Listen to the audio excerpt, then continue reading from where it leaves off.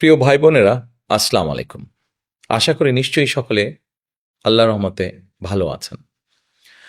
আজকে এই মুহূর্তে আমি আপনাদের সামনে আহ, আমাদের অনেকগুলো চিন্তাভাবনা যেগুলো এর ভিতরে আপনাদের সাথে আলাপ করেছি, সমাজের বিভিন্ন শ্রেণী বিভিন্ন পেশার মানুষকে নিয়ে, ঠিক একই রকমভাবে আজকে এমন এক শ্রেণী পেশার মানুষের সম্পর্কে আপনাদের সাথে আলাপ করতে চাই, যাদের সাথে আমাদের সম্পর্ক জীবনের খুব আনন্দ মুহূর্তে, আবার খুব কষ্টের মুহূর্তেও, জীবনের বিভিন্ন গুরুত্বপূর্ণ বাঁকে আমরা এই মানুষগুলোর কাছে যাই, তাদের পরামর্শ গ্রহণ করি। কারা তারা? তারা হচ্ছেন আমাদের সমাজে যারা পরিচিত মসজিদের ইমাম সাহেব হিসাবে, যারা পরিচিত খতিব হিসাবে, যারা পরিচিত মুয়াজ্জিম হিসাবে। এই মানুষগুলোর কথা আমি বলতে চাইছি।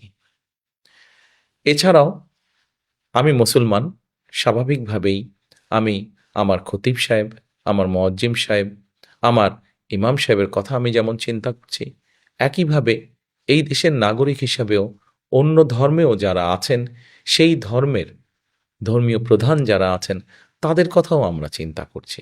এখন চিন্তাটা কি? দেখুন, একটু আগেই বললাম যে এই মানুষগুলো আমাদের জীবনের সুখ দুঃখ বেদনা সব কিছুর সাথে কম বেশি তারা জড়িত আছেন।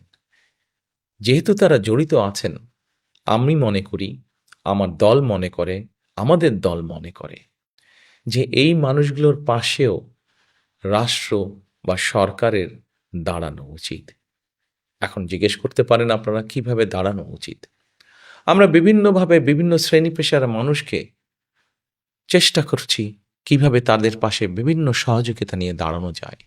নারীদের পাশে কিভাবে দাঁড়ানো যায় নারীদেরকে স্বাবলম্বী করার জন্য, কৃষকের পাশে কিভাবে দাঁড়ানো যায় কৃষককে স্বাবলম্বী করার জন্য।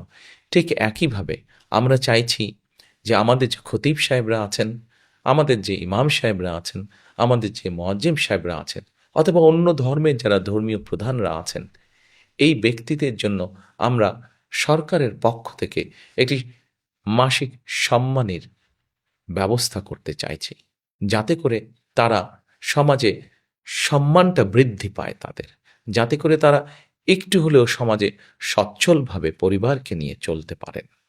শুধু তাই নয়, আমরা চাইছি একইভাবে এই ব্যক্তি সম্মানী ব্যক্তি যাদের কথা বললাম, এই ব্যক্তিদের মধ্যে যদি কোনো রকম প্রশিক্ষণ দেওয়ার মাধ্যমে তাদের দক্ষতা বৃদ্ধি করা সম্ভব হয়, তাহলে আমরা সেই ব্যবস্থাটাও করতে চাইছি, যাতে করে সেই মানুষটি তার ভেতরে যেই অন্য গুণ আছে সেটি প্রকাশ করার মাধ্যমে তার অর্থনৈতিক উপার্জন সৎ উপায়ে যাতে বৃদ্ধি করতে সক্ষম হন।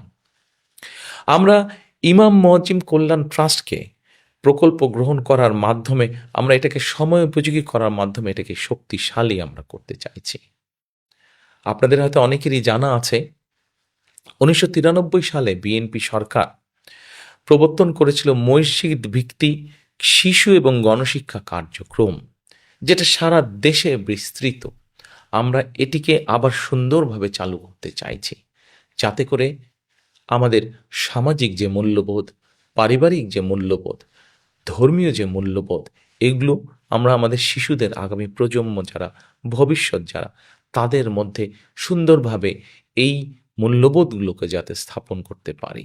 এই জন্যই এই প্রকল্পগুলো আমরা গ্রহণ করতে চাই, কারণ আমরা চাই একটি সুন্দর সমাজ, একটি সুন্দর দেশ, একটি সুন্দর পরিবেশ সবার জন্য গড়ে তুলতে।